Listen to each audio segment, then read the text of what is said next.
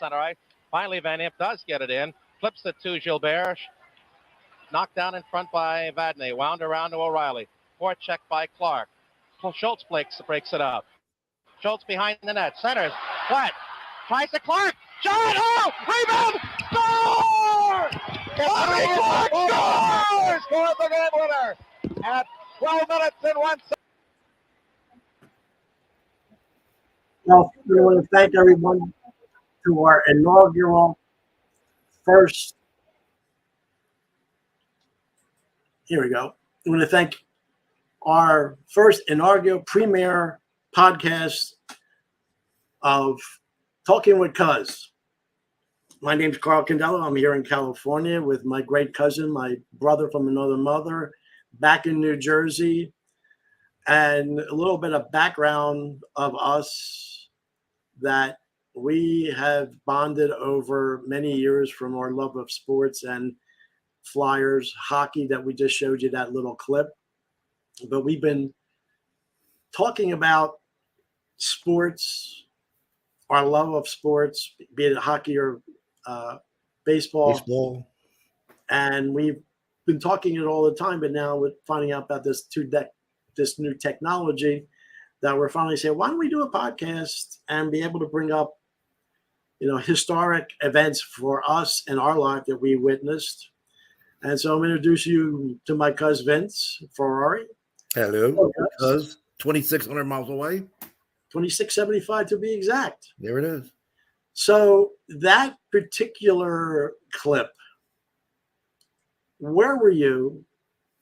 It was historic in one sense that we had got to do a back story on that hockey was in Philadelphia as a minor league back in the 60s. There was a team called the Ramblers that I would go to every once in a while with my dad and other cousins. At the arena. Yeah, at the arena, the 45th Market in Philadelphia. But then with the advent of this team that's coming into the National Hockey League that comes into Philadelphia, that we basically fell in love with it and watching the initial broadcast of some of the games, and we ended up having a bond that's lasted up to this day. And go ahead, don't be so shy. But it goes back before the Flyers. You would watch games on Channel 48 on Saturday night, Ranger games, mid-60s? Evidently, when we did UHF channels, Channel 48, 17, and 29 in Philly, I believe Channel 48 knew they were going to carry this new team, so they would give you a Saturday night hockey game. I guess they picked up the Rangers telecast, and my first recollection was, I think, at 65, 66. Wow. When Bobby Hull scored his 50th goal, against the Rangers at Chicago Stadium, and I was enamored with it. It was amazing. So we knew about it, and then, we knew about this new building, this new arena being put up called the Spectrum, and so I got really much involved with it. You did. Well, what I had was watching. I don't remember the Channel 48 thing. Kaiser Broadcasting. Oh, there's the Spectrum. But I would watch Channel 9 for New York broadcast through the snow on a Sunday night. And I mean, it was 80% snow, and you could see these figures. And that had to be like 65, 66. So when the Flyers came out, I mean, it was amazing. I mean, I got to go to 2 games that year, playoff games. My dad took me. We sat in the high end, probably section 40 or something. I saw Rosaire Paymont score a hat trick. They won game 5, and then they lost game 7. And I was at that game. They lost 3-1 to the Blues, and sad. But the sport grew that first year. You want to go back to Ed Snyder and how he brought the team here? Yeah. I figured it best that we do that. Expanding, I felt that Philadelphia would be a great place. There's Eddie. with the expansion teams. Or better known as Mr. Snyder. Grand plans. They were going to build this new building, the Spectrum. We all laughed at them. Who are these guys? Not one of them, I think, had really ever been in a hockey rink in their entire life. A bunch of business guys from Philadelphia. We went around to the various banks, and they were totally disinterested. What is it, soccer? And we said, no, it's hockey. And they said, well, hockey will never go over in Philadelphia. Another sort of fell asleep during our presentation. But the last bank we went to, Girard Trust, fortunately, the vice president had played hockey at Harvard and loved hockey and had a lot of faith in what we were doing, and we got the loan. After securing the $2 million expansion fee in February of 1966, the Philadelphia Flyers were officially welcomed to the NHL. Also newly minted were the St. Louis Blues, The Blue. Pittsburgh Penguins, Minnesota North Stars, California Seals, and Los Angeles Kings. Philadelphia Flyers. Philadelphia claims Bernard Perrault. With their first pick in the Bernard 1967 expansion draft, the Flyers selected Bernie Perrant, My favorite a Flyer young of all time. French-Canadian goaltender left unprotected by the Boston Bruins. Joining Perrant on the team's inaugural roster were players also discarded by the original six. This is a great To many of them, about some of heading the to players that didn't even know Philadelphia where was Philadelphia a fate was. far worse than rejection. The guy come by him, he says, I just heard your name on the radio. I hear you being drafted by Philadelphia. He says, what? What are you talking about? He says, yeah, I didn't know I wasn't protected by Boston. So talk about disappointment. Starting all over again with an expansion team did not really thrill me. First of all, I had to go look on the map and see where the heck Philadelphia was. We're coming over the old Penrose Avenue Bridge. And on the right-hand side, there's a machine there. I asked the bus driver, I said, what's that machine doing? He says, oh, that's grinding up body parts. What the hell am I Old Philadelphia. doing here? People didn't know what hockey was. People had no idea what this sport. Skates. They had a reception at City Hall for them, and they put them in open convertibles for a ride down Broad Street. There were no more than 20 people on the parade route. People were wondering who in the heck we were and what was going on. I saw somebody flip the bird at them, and he heard one other guy yell from the sidewalk, "You'll be in Baltimore by Christmas." What the hell are we getting ourselves into here? Though evidence of its role in the nation's birth was at every turn, the Philadelphia at which these young Canadians had arrived bore little resemblance to the history book version of the city. It was a hard-scrabble, beer and a hoagie kind of town, And they're showing cheesesteaks instead of ever hoagies. defined by close-knit ethnic neighborhoods, I'll and a settle for working-class that. population set in its ways. Philly no longer appeared to be a place The where only new thing we're missing ideas here is took Rocky. Here's the art particularly museum. something Give as him absurd as 9 hockey. years. But there it was, in a Our state-of-the-art second arena home. on South Broad Street. Bill Sutherland scored the goal to win the first game at the Spectrum, 1-0, before 7,000 people in what Bill Putnam, the team's president, described as the worst hockey game ever played. It took a little while for the players to get to know each other. Once we did, We beat But it was a Montreal, we beat glorious Boston. time, though, wasn't it? Because Absolutely. I mean, And then one weekend, was it the in first year that they were Buffalo, on WCAM radio, or was that a later year? Spectrum. And that's when the crowds went from 4 digits to 5 digits. Our fans took to it at that point. They built a momentum. what a shortly future thereafter, Ed Snyder the roof was. blew off, so it kind of interrupted our first season. The high winds which halted work on the And There it was was the roof It, ended. got, it 55 was games built into too their first quickly season, for the roof to blow Severe out. winds sent pieces of the Yeah. Spectrum roof up into the air, and their schedule along with it. Forced to play their remaining home games on the road, the Vagabond Flyers showed their resolve. With nimble skating and strong goaltending, There's Bernie. Yeah. So, yeah. So where'd they play, Yeah. Carl? They played Quebec They City, had to go to Quebec City, the Garden, Madison Square Garden, and Toronto Co- for a couple and games. Toronto. Yeah. And they somehow held on to first place. Yeah. And we would thank, using HBO's documentary that it did about 10, 12 years ago for that introduction, because we couldn't have done it any justice to try to talk about it. But with Mr. Snyder, as they used to call him, Ed Snyder, he was a visionary. He was part owner of the Eagles, wasn't he, at that time? Jerry Woolman. Yep. Jerry That's Woolman. what And he everyone was, knows. Wallman was more in construction business and all that. But then, he mentioned that he was up in Boston one weekend with a friend, and he said, "Hey, you want to go to a hockey game?" He goes, "Yeah, sure." No, you want to go to the Garden, Boston Garden, thinking it was a Celtics game. No, it was the Bruins, and he fell in love with the sport, and then put a couple things together, and how he was barely able to get the financing for the franchise fee, which was to us $2 million, but back then $2 million, it's like what, roughly like $50 million now, almost, for something like that. And they were close to going to Baltimore. Yes, and if they didn't get it, they only had like maybe 2 weeks, and they could have gone to Baltimore. So make a long story short, they build a building. The franchise comes in. Very limited media. They couldn't even get a full game on radio. They would have to have a small station in Camden that had the third period on radio. Who would ever think you'd only get like a period of a hockey game on radio? But we couldn't wait. It was Spanish up until like at 9 o'clock. And then at 9 o'clock on a Sunday night, they had it. And then we would be able to listen. Now, this is how ravenous we were for this sport. It was, teenagers, they gravitate to wherever you're going to go, whatever you're going to follow. And we fell in love with sports, baseball beginning, and then with this crazy sport that watching it live, once we saw a live game, television never does anything justice. You have to go to a live game. So, but it was great. It was great how when the game came on the third period, Gene Hart would give you a breakdown, but he wouldn't tell you the score.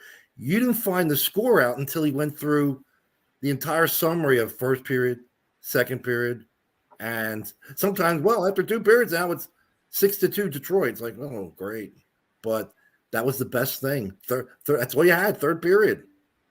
Yeah. And so it got through the first couple of years, and we would go to a couple of games. My dad took me to my first game. It was in November of 69, I believe, or 68. And my first time into the Spectrum, which was, to me, it was just absolutely amazing, going into a new arena. And I remember Dornhoefer had a fight with Bobby Orr that game. So it was, that's an aerial shot of the arena. It's been long gone, about 10, 12 years. But I always say it was my second home. I think it was your second home. That in subsequent podcasts, we'll talk about when we used to work at that building about 10, 12 years later on, and all those fun. But yeah, it was hastily built. As you can see, the framework, one of these rare pictures as it being built. But as arenas go now, it was very small, it was very intimate. But it was state of the art back then because we had old Convention Hall. Yeah, we said this was our Coliseum, and if you compare it to the original Coliseum, not much different. But yeah, it was our home. Yeah. So with sports, with us being, you said, we're baby boomers. Yep. That we're now reminiscing about a lot of our past and a lot of stuff so it's kind of cool. No, we grew up with the Flyers. I mean, when we became teenagers, well, like you said, when we got to 69, we finally got to buy a pick-a-plan. Yeah. 18 games out of 36 home games. And we were all excited that I would come down to your place in Atlantic City, and we'd get that schedule, and we'd pick 18 games. And we did that for, 2 years. It was 71, 72, 72, 73. 69, 70. And then after 72, 73, you had to get a season ticket. Right. Yeah. So I don't think it was a problem because obviously the interest was really fantastic. They were getting sold out, and we were the lucky ones that have the tickets because we never had any problem. So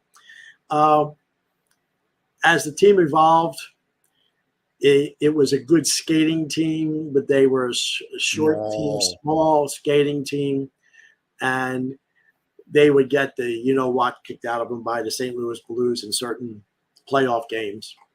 And they all talked about why, the Flyers, big, the Broad Street bullies, but the reason why they became that way is because the other teams used to just decimate it. And I know I took that documentary down, but Ed Snyder talks about one playoff game. Was it Barkley Plager or no, Picard Picard. Claude LaForge knocked Teeth LaForge out, and then that's when Ed Snyder said, "We're not going to get beat up like that anymore." That's when boom, the draft was Selesky, Schultz, players like that, and then you had Kelly and the Moose DuPonts, and but they could not only beat you physically, but then they had the skilled players with Bobby Clark, McLeish, and Barber. So it was a very unique way. So, we're here for this podcast. This is our initial one, our premiere one. But down the road, we're going to be talking about historic events in our lifetime that we either witnessed live or on TV. We're going to be doing, probably in November, it'll be the 60th year of the assassination of President Kennedy. By then, I think I'll have a little bit more technical knowledge and be able to bring up certain aspects of it. Then we're also going to be talking about music. We're going to be talking about in our days at the Spectrum, but then when we worked for Spectagard, July 13th, 1985. We worked Live Aid. We'll be talking about that. Then we'll also be talking about, we're Italian from Philly, love of the ethnic movies of the day, because I've experienced in my lifetime certain group of guys that will be depicted in certain movies, but I experienced the Philadelphia version. And actually, we're going to be going to Vegas in a couple of weeks, and we're going to go to a museum called the Mob Museum, and hopefully we'll be able to do some flashbacks of the movies that we loved. So we're going to be doing a lot of things on this podcast, and then coming days and weeks and hopefully months, and hopefully we could get an audience. And if you're watching us on YouTube or anything, is like us and subscribe to this channel. If you have any questions or comments, and actually I have to say, our friend Rodney is watching live. I see Rodney. You see Rodney. Hello, Rodney. Thank you for your watching. My cousin Phil, and he actually was at a Flyers Minnesota game in 1983. Yeah, the Minnesota North Stars in '83. Yes. Wow. Yes, my cousin Billy, really historic. So Rodney, thank you for supporting us here. Obviously, we'll get back to you guys with the generational experience, and I think to shout out to Rodney too, because I have to bring this up, that for even to have this technology, that innocent phone call back in March that I did this TV show back in almost 40 years ago, California East under Team Club. And he was a breakdancer there. One thing led to another. I actually went back east, met with them, met with my cousin, put this whole thing together. We evolved out of that, and through a consultant, Daryl, let us know about StreamYard, that we were able to use the technology. And here I am back in California. And hey, the sky's the limit. So hopefully we can gather an audience. But our first one is like what do we call it, cuz? It was our God. Hockey was our God. That's the line. That's the line you coined, and it was. I coined it? Yeah, you came up with it. I mean, we would never miss it. We never missed a game. Never. God forbid. The only games I missed, I remember. Oh boy, I didn't get a very good report card. So I was banned from some Flyer games, but we lived for it. I mean, that was the whole thing. Usually the games were Thursday night and Sunday night. But then some Saturday afternoons. Yeah, and then we had that Pittsburgh trip, remember? In March, was it March of '73? Last game of the year. McLeish scored his 50th goal. Yeah, and we were, getting back a little bit before, and I think you brought it up in our conversation leading up to production for this today. I have to thank my dad that I lived in South Jersey. We had to go over the bridge. I didn't have my driver's license yet. I was only 16. You had to have a permit at 16 and then your license at 17. We're filling up Pennsylvania. You could have it a year earlier. But I think he realized I was getting involved with something that was really, really good for somebody young. So he took me. He would take me over there, go to the game. He'd listen on radio, knowing when the game was going to be over, and he would pick me up. Then he knew that I was going to get my license within 6 months to a year, that I'd be able to drive myself. But how it influenced us back then, and then as the team started going good, and we were having little jobs. I don't think we had anything really steady relationships. But then, hey, look at this. The Flyers are, McLeish was going for his 50th goal, one of their best players. And their last game of the season was going to be in Pittsburgh, but it was the first energy crisis. And we go, well, let's find out how much are plane tickets? How much were they? $49, you said, right? Yeah. What airline? Allegheny Airlines. Allegheny. So we did when I'm 19 years old, my first flight, and we flew to Pittsburgh. And we had $40 in our pocket. And, we got a cab from the airport down to the downtown Pittsburgh, the old Igloo. So a movie. Yes. So the immigrants. We did that, and we came back, and then the following year, that year, the Flyers really did really well, and it just so happens the Dornhofer goal.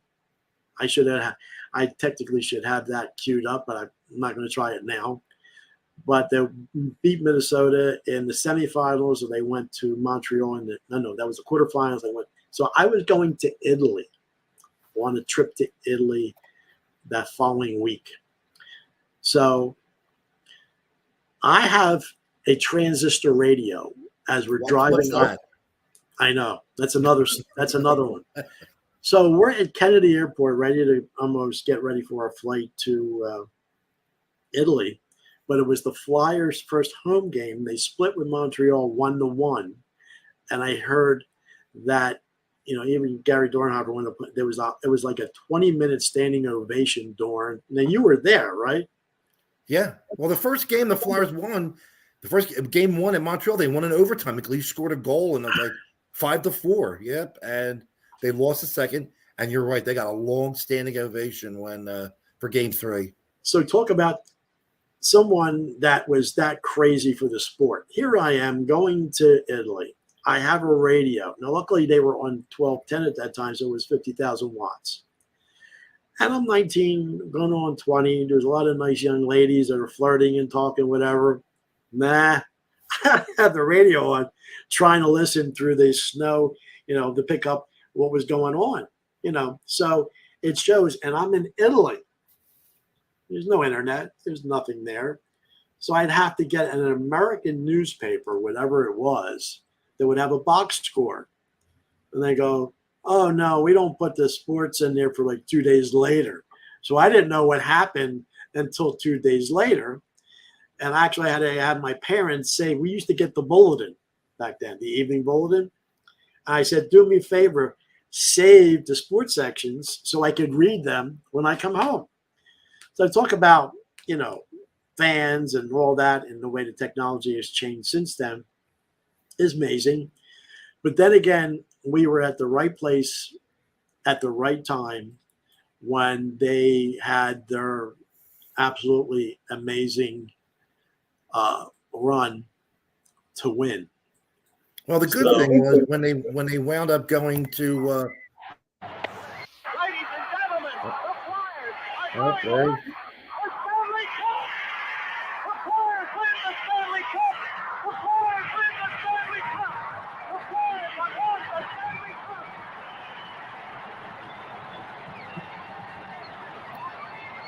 Cup. Yeah, but as I Now, told all that you, celebration, we were there. we were there. We were section people do 34, not row understand. 9. And that's where I told you, and not many people know this. Bernie says he lost that puck that overshot with 6 seconds left. And he says if that hits the corner, it might go in the net. Wouldn't that make you throw up? That would have been, we would have been, look, I was there at the vet for Black Friday But here's our proof. $8.25. Stanley Cup Finals 74.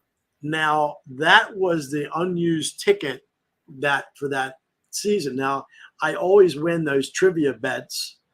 How much Stanley Cup Final, the ticket in 74. And actually, we were 25 cents higher. We thought it was $8.50. $8.25. Now, our season, what was the price of this? Just the ticket just for the season? I mean, I remember the first game I ever went to. It was like $3.50 for a game. I mean, so that ticket only went up $1.25 for the playoffs. Well, you weren't paying for fees for this, $800 million stadium.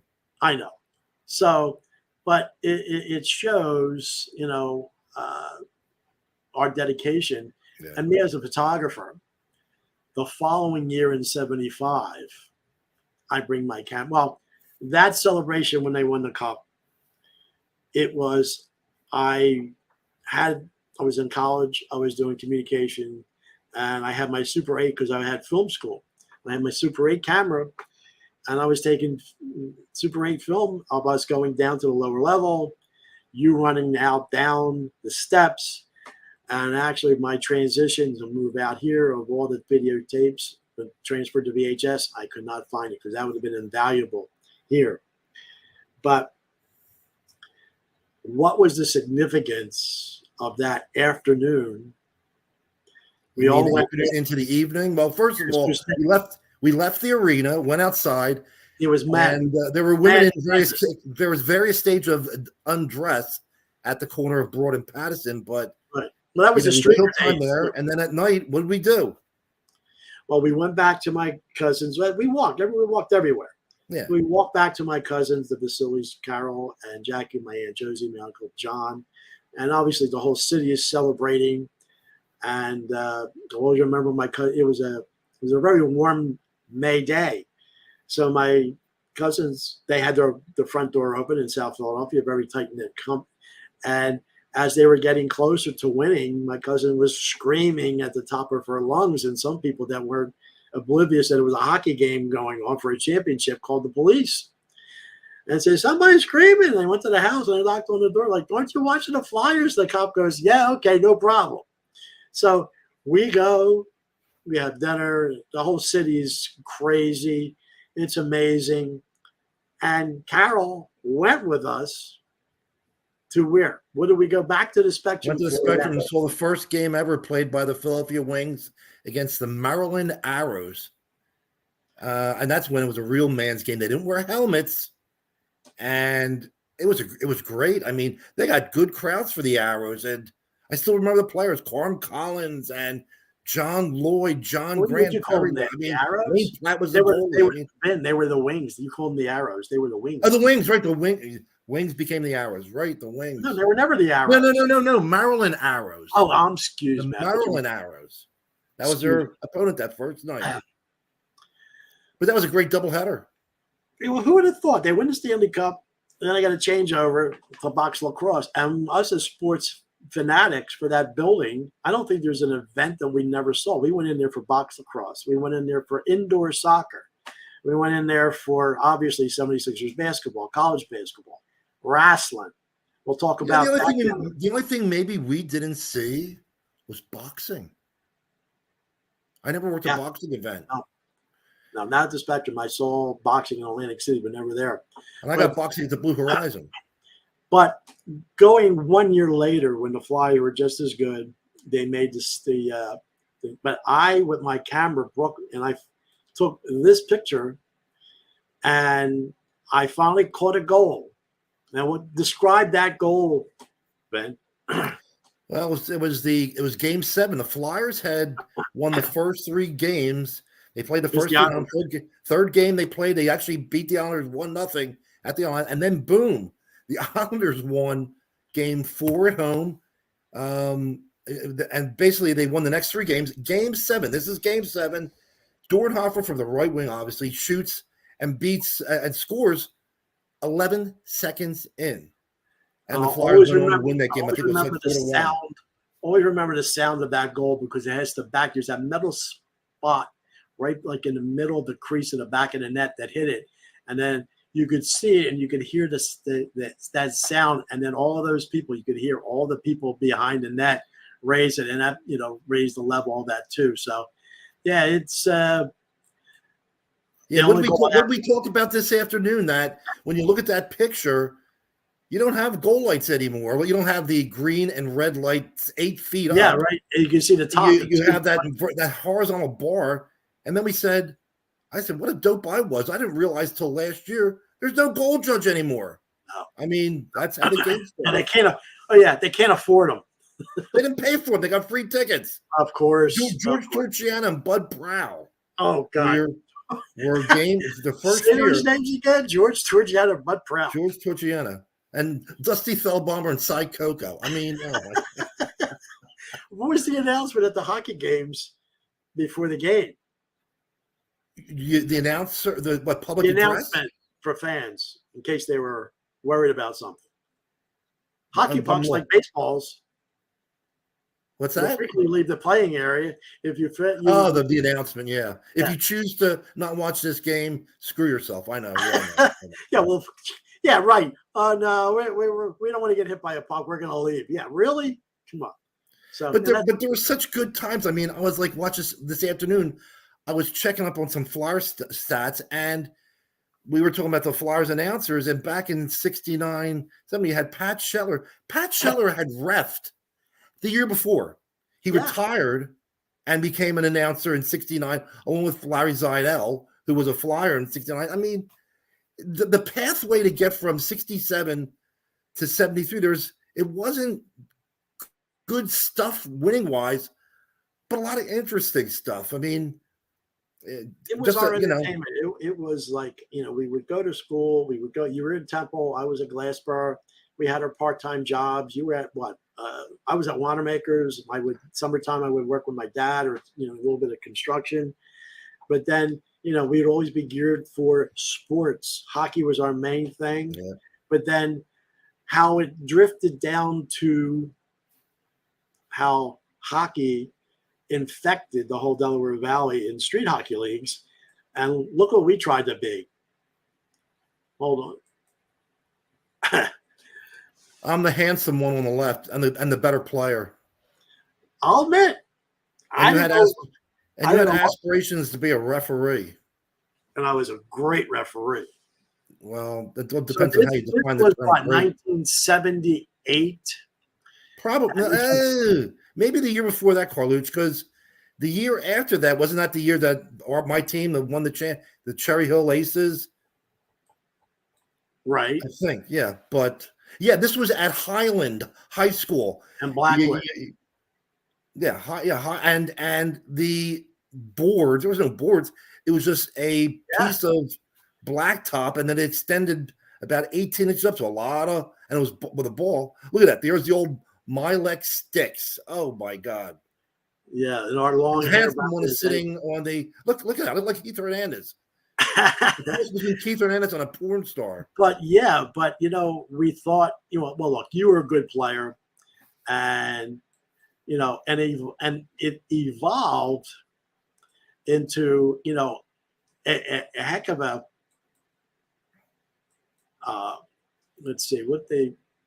into a league in Jersey. Oh, Runnymede, yeah. In Runnymede. That's not me. No, that goalie is not photogenic like I was. So just through the whole Delaware Valley, there was hockey leagues everywhere, street hockey. Now, it's not on ice. There was still ice, but you get a net, you get the sticks, you get the gloves. And over in Runnymede, New Jersey, it was not a regulation rink, but it was a rink with Excuse me? That was a regulation rink. It was 200 by 85? Absolutely. It was 180. Yeah. Oh, that blue line was 60 feet. Okay. Yeah. That's cool. So are those holes in the net?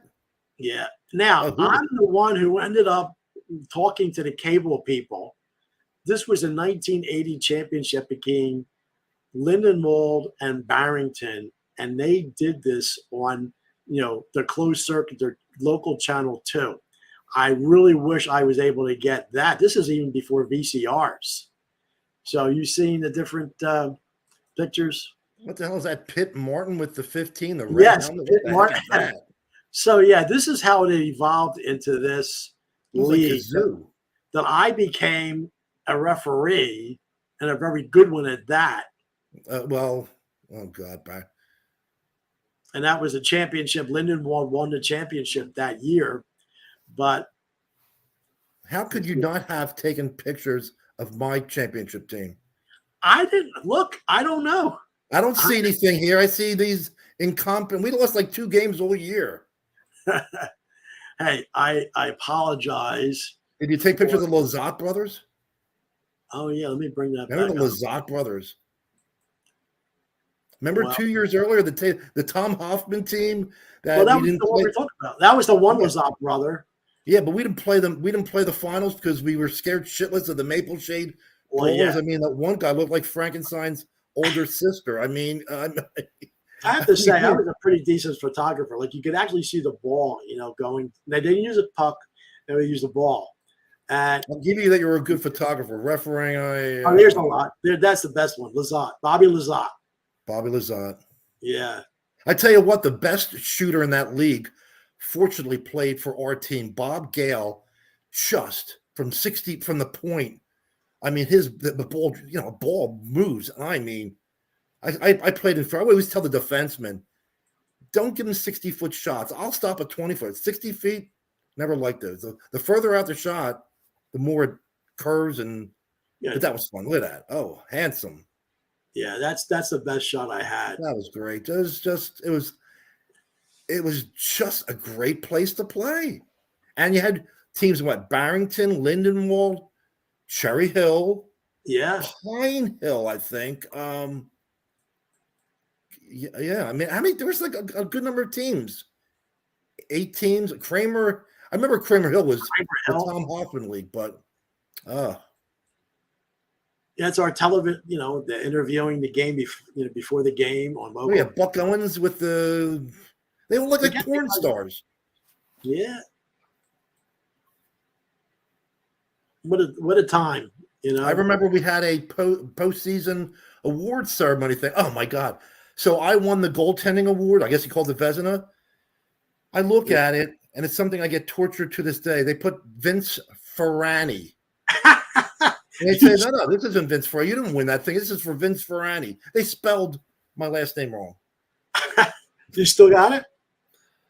It's somewhere, I hope. I mean, and it had a picture of me making a save. I just loved it. That was just great time. That shows that we were just, at that age that we got involved with it. And I realized I sucked as a player, but I was a great referee. And so the year before, you were a very good goalie, excellent goalie. So what happened between me and you? Well, let's go backwards.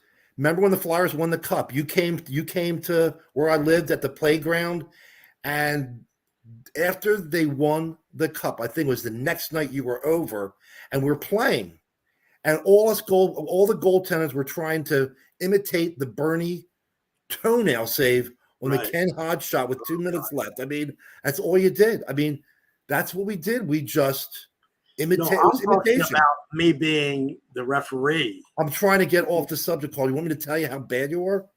No, but wait a second.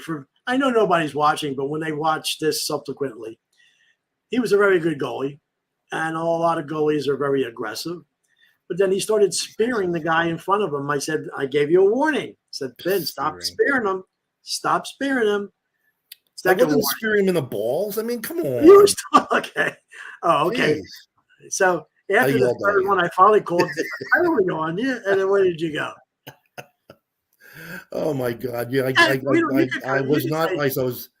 I called you a piece of shit or something. But that was fun. That was just fun. I remember one time I missed a game because it snowed, and I thought game was postponed. Nah, we still played, but I know that was fun.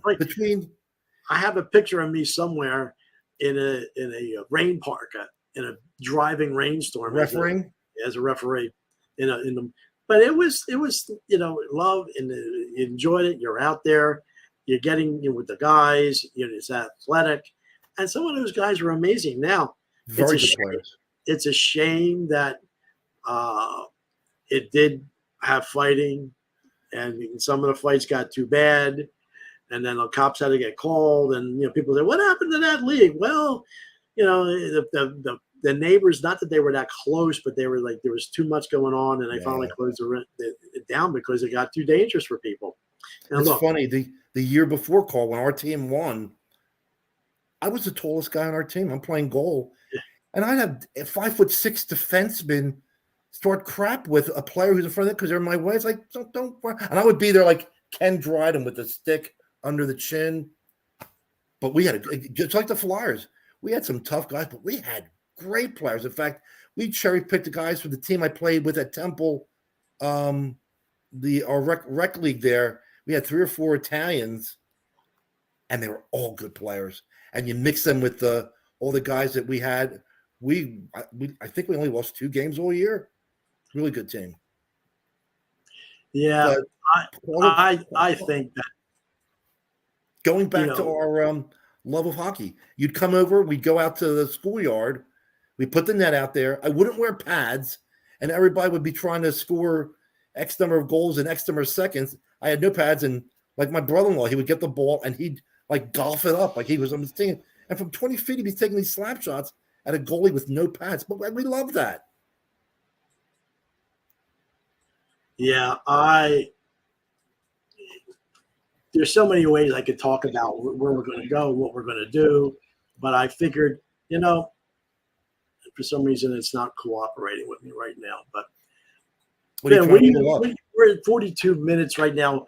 Where we going to go with this down the road? I know right now it's Wednesday evening. I think we are live wherever we're going. Nobody's watching, but who cares? Hopefully we'll end up getting an audience. We don't publicize it really, so yeah. I know. And we'll do a rebroadcast, but I think we're going to probably do maybe 1 or 2 a week. And actually, and I think to give you a little tidbit of what we're going to do, probably the next one, we'll get into this. So. First 1,000 young. We all remember where you were when you saw this scene. So it's a little yes. The classic one of all of them was The Godfather. And yeah, I think we could do it. They got a tank. Yeah, I think we can get a gun behind. Yeah. We got the bowl, the chain thing, So, Clemenza again. Don't worry, it'll be there. But that's just a little caveat about what we're going to do next time. But I think there's so much more that we could talk about. But I know 42 minutes, 43 minutes doesn't give it justice. But maybe just a little, as they say, little taste. Just a taste. A little taste of what we wet your beak. Wet our beak. Yes, we are 2 baby boomers. I pretty close to 70, but I think our age bracket is experienced so much, and the music that we loved, and I think we're going to try to get this out to an audience out there throughout the country, throughout the world, and hopefully we can get an audience. But our first one with our name, Talking with Cuz. We're 2 cousins that are like brothers, and we've experienced a lot of things in the sports world that kept us together, and then other little social things are working, and and at our age now, they're like, hey, we're talking coast to coast on certain nights when you're off and I'm working, I'm doing something else, and we're just shooting the shit, as they say. And it's like now with this technology, it's like, yeah, why don't we do this and put it out there and just see what happens? And I think overall for our first one, not too bad. Is there anything that we didn't cover that you wanted us to talk about that maybe I forgot? Yeah, I think we should have named this Talking with Cousin Vinny. They all say, you got a cousin Vinny? Yes, I got a cousin Vinny. I said, it's Vince.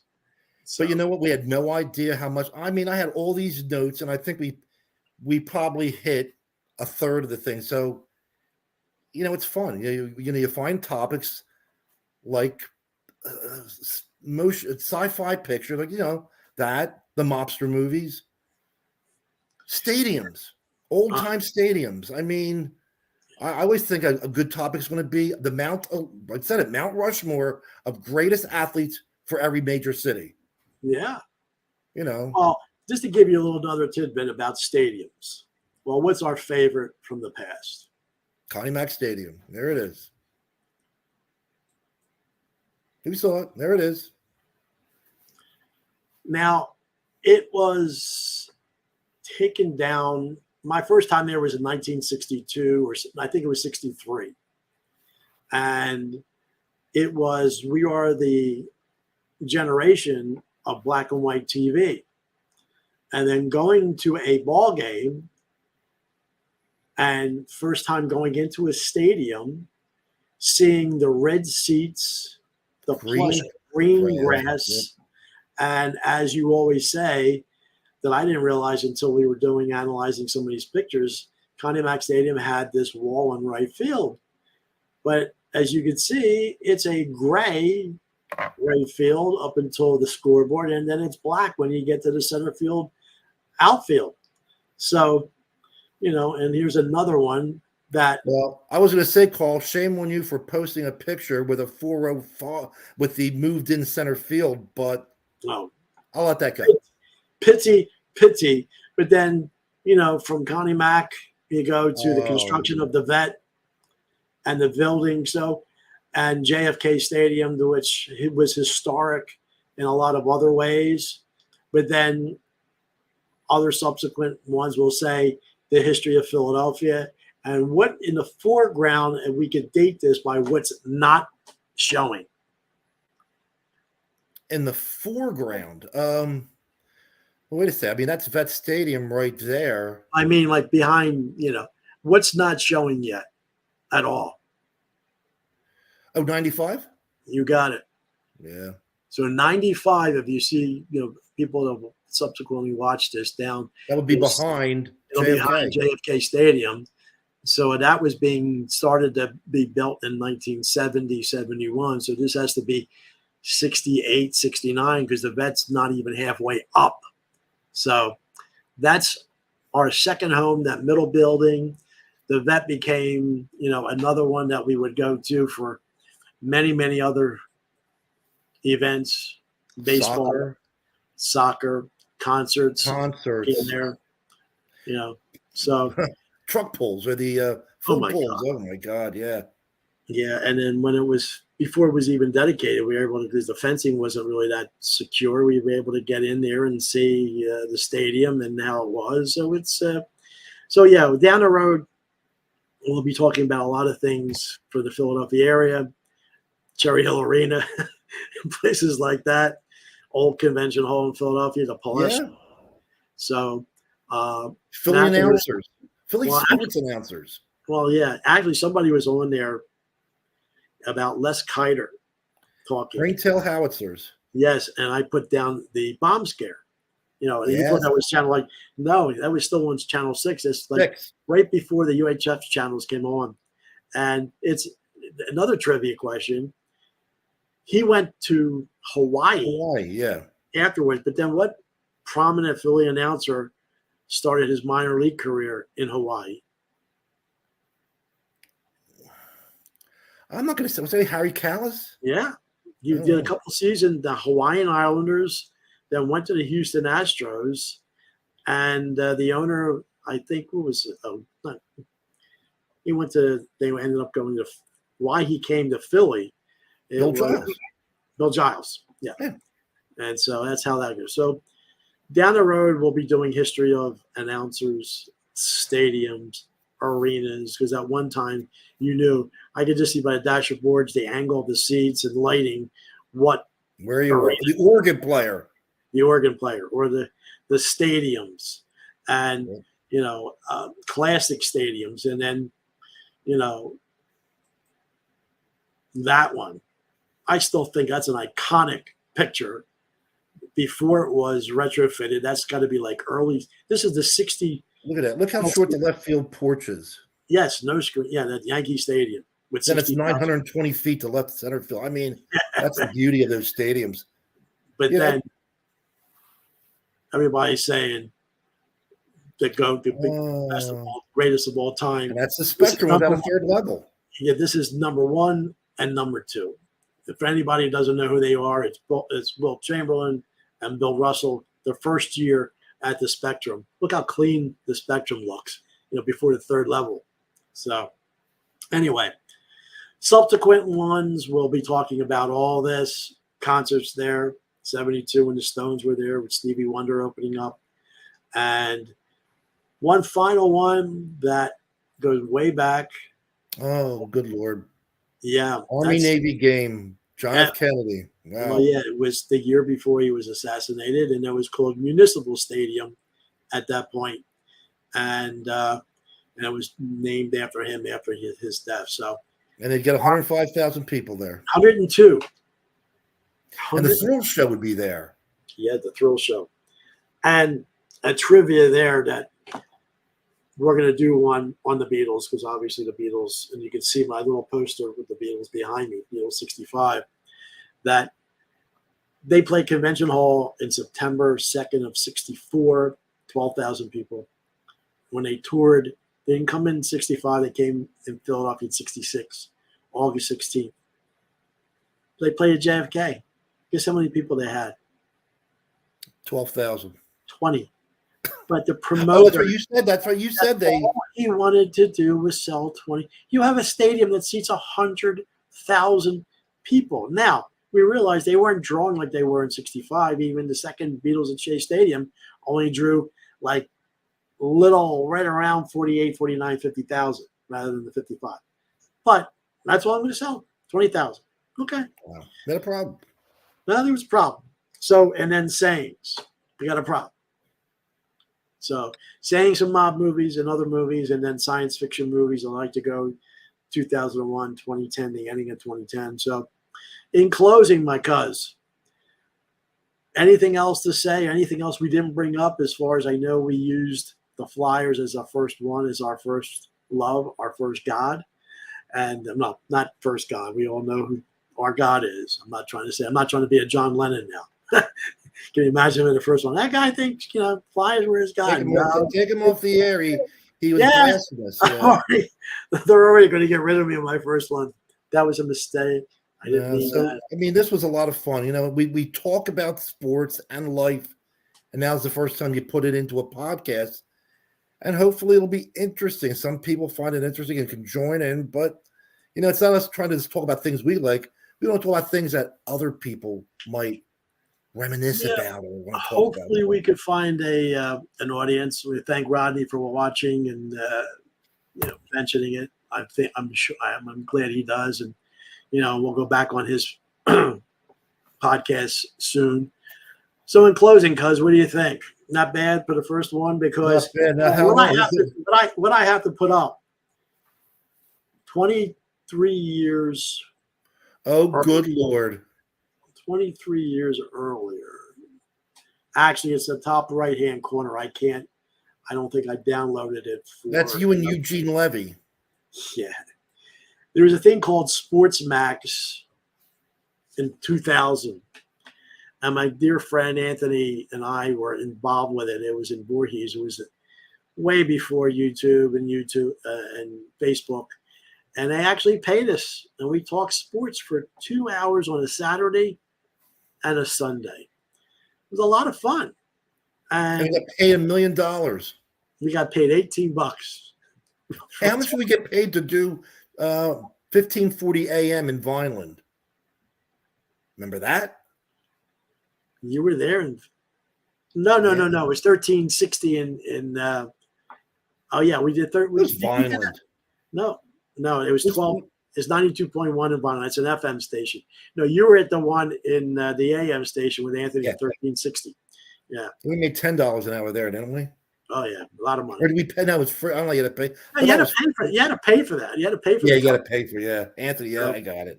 But that was 2000, and we were we had ties on, we were professional, but nobody watched that either. But we're frustrated announcers, and critics. Well, we're just a bunch of guys. Look, through social media, Facebook, Instagram, everybody's an instant star.